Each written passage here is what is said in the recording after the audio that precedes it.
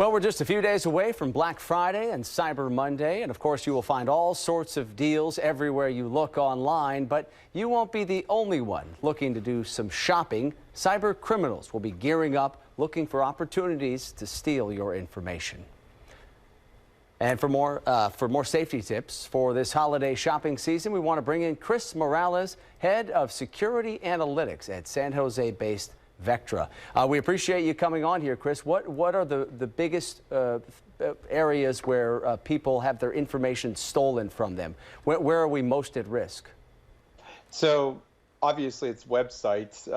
I forget what the exact percentage is, but it's a huge chunk of what we purchase now comes online at sites like Best Buy or Amazon. And everybody's looking for a good deal, including attackers. So if you get an email from somebody and it tells you get 80% off on an iPhone, it's probably too good to be true. And I think that's what people need to remember. All right. So what are the things to keep in mind as I do my holiday shopping online? What can I do to make sure my personal information is protected? The easiest thing is if you get something that looks like a good deal, don't click on a link.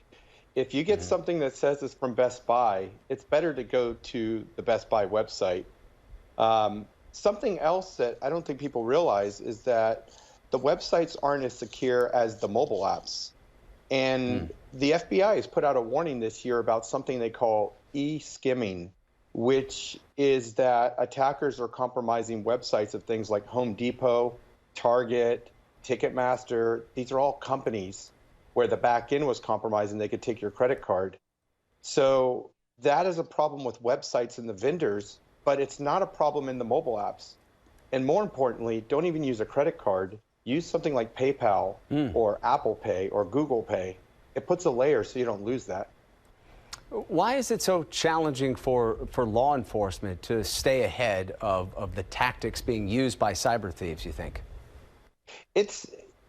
They're constantly changing, and they're really profitable. Let's be honest. The attackers have more money than law enforcement, so they have a lot more skills as well. And the internet was just built in a way that it's really hard to control. What do you think the likelihood is that any given person, myself, yourself, that our personal information is already out there somewhere on the dark web, up for sale potentially at some point?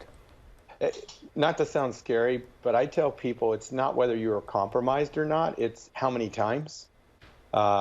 Everybody's been compromised. I shop at Target. That information was lost.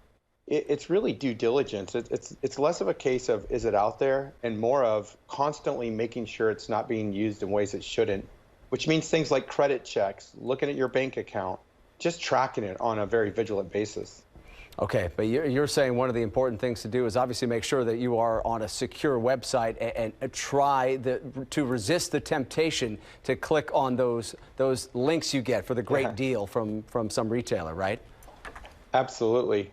And one other thing, as far as secure websites, if you're going to do your shopping, do it at home. Don't log into Starbucks, get your latte, and then sit there on a public internet network trying to get online, because somebody's probably listening there as well. You can fall victim in that way as well. All right, we appreciate all of those tips. Thanks so much. That's Chris Morales, head of security analytics at Vectra, based in San Jose. Thanks, Chris. Thanks a lot.